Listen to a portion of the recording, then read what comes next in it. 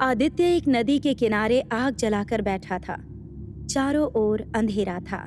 नदी का पानी जैसे संगीत बनकर उसके कानों में गूंज रहा हो और आदित्य आंखें बंद करके नेचर का मजा ले रहा था। अचानक आदित्य के पैर को कोई चीज चुभी। आदित्य ने नजरअंदाज किया और फिर से आंखें बंद कर ली। फिर आदित्य को ऐसा लगा जैसे उसके पैर को किसी ने कस के पकड़ा हो। वो आंखें खोलता इससे पहले ही कोई आदित्य को खींचते हुए नदी के पानी में ले गया। ये कैसा सपना था? सपने में भी जान निकल गई। एक तो मुझे तैरना नहीं आता, ऊपर से ये पानी के सपने। चलो अब सो जाता हूँ, कल कॉलेज भी तो जाना है। अगली सुबह आदित्य कॉलेज गया। कॉलेज में आदित्य का बेस्ट फ्रेंड था जय। आदित्य ने जय को अपने सपने के बारे में बताया। यार मुझे एक बात समझ में नहीं आती, तुझे हमेशा पानी के ही सपने क्यों आते हैं? क्या तेरी पानी से कोई पुरानी दुश्मनी है?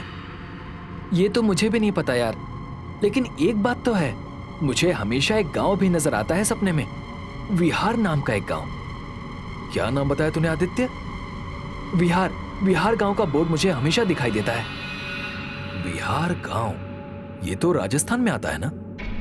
हाँ, लेकिन मैं बचपन से मुंबई में रहता हूँ, विहार गांव से मेरा क्या संबंध? तभी बेल बजती है। अच्छा चल, क्लास का टाइम हो गया है, बाद में बात करते हैं इस बारे में। शाम को आदित्य हॉस्टल लौट तो आया, लेकिन वो रात भर विहार गांव के बारे में सोचता रहा। अगले दिन आदित्य इंटरनेट पर राजस्थान के विहार गांव के बारे में सर्च करता रहा।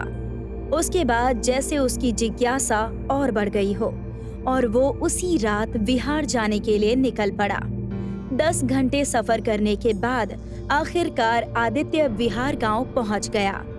गांव की दहलीज पर गांव के नाम का बोर्ड लगा था।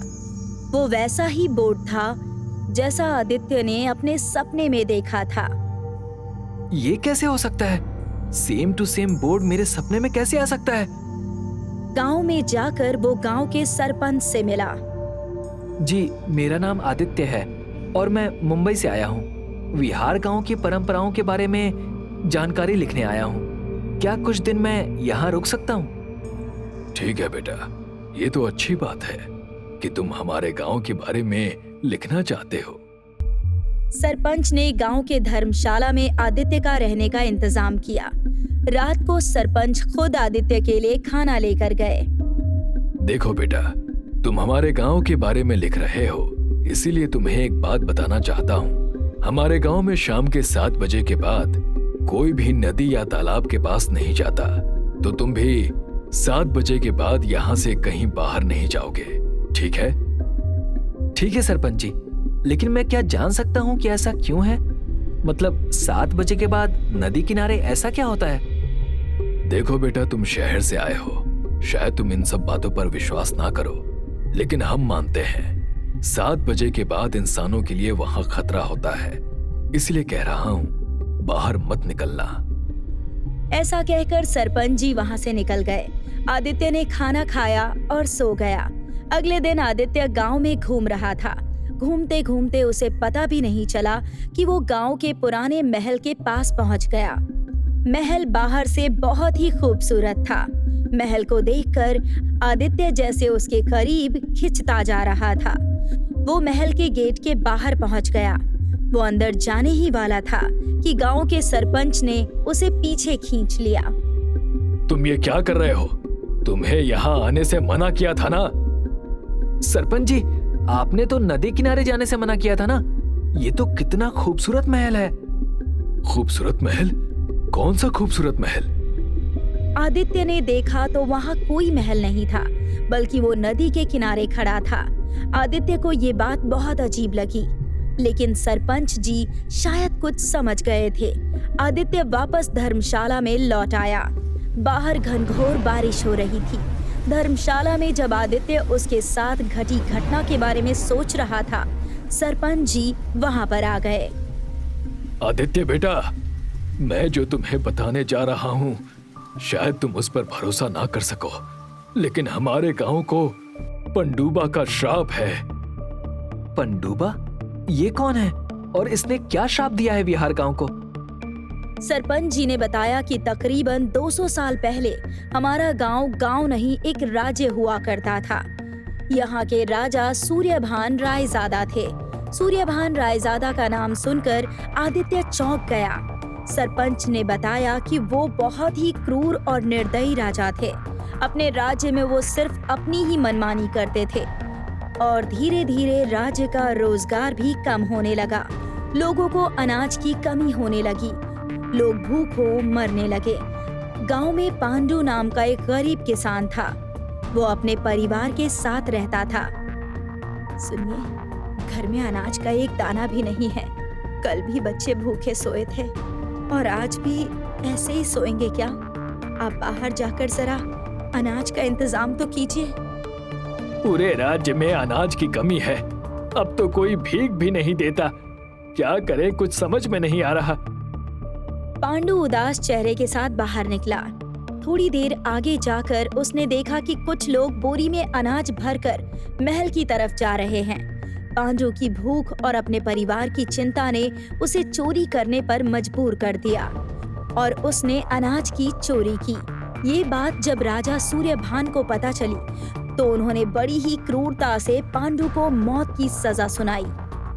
इसने हमारे राज्य में रहकर हमारा अनाज चुराने का अपराध किया है। इसे ऐसी सजा दी जाए कि आगे ऐसा कोई भी करने की हिम्मत ना करे। पांडु के हाथ पैर बांधे और उसे एक पत्थर से बांध दिया।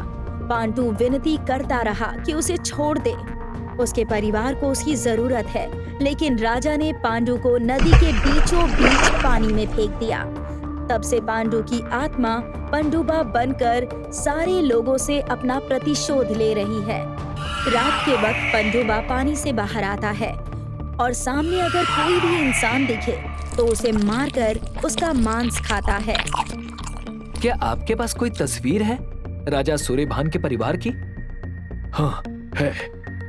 सरपंच जी ने एक पुरानी किताब निकाली जिसमें राजा सूर्यभान और उसके परिवार की सारी कहानी थी और आखिरी पन्ने पर पूरे परिवार की तस्वीर थी।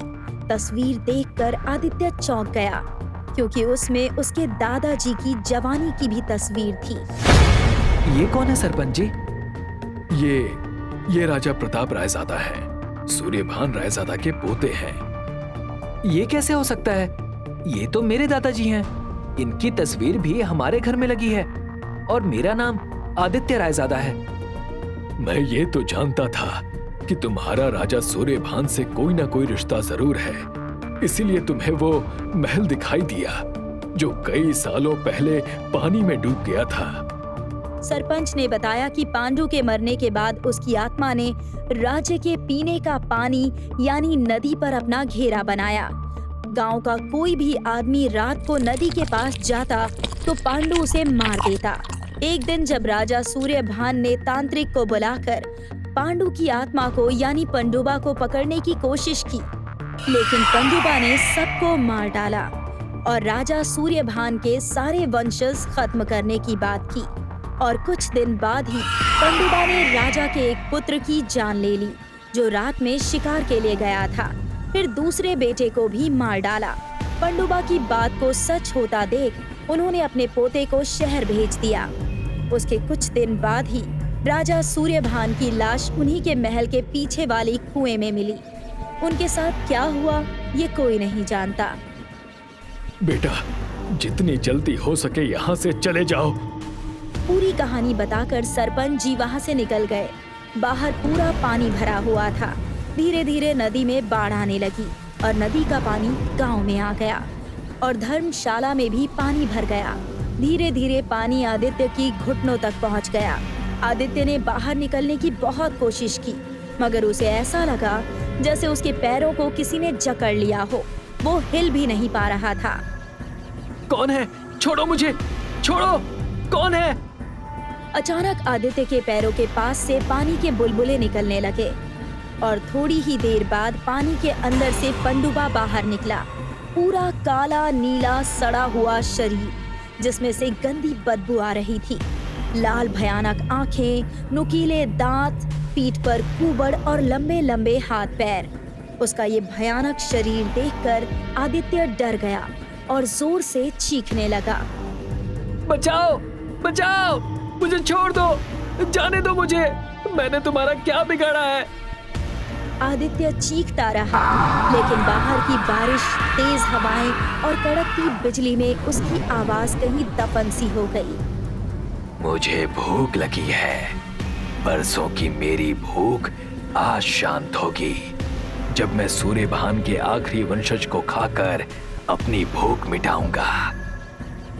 आदित्य ने वहां से भागने की कोशिश की, लेकिन पंडुबा ने उसे पकड़ लिया और एक ही झटके में उसे नोच नोच कर खाना शुरू किया।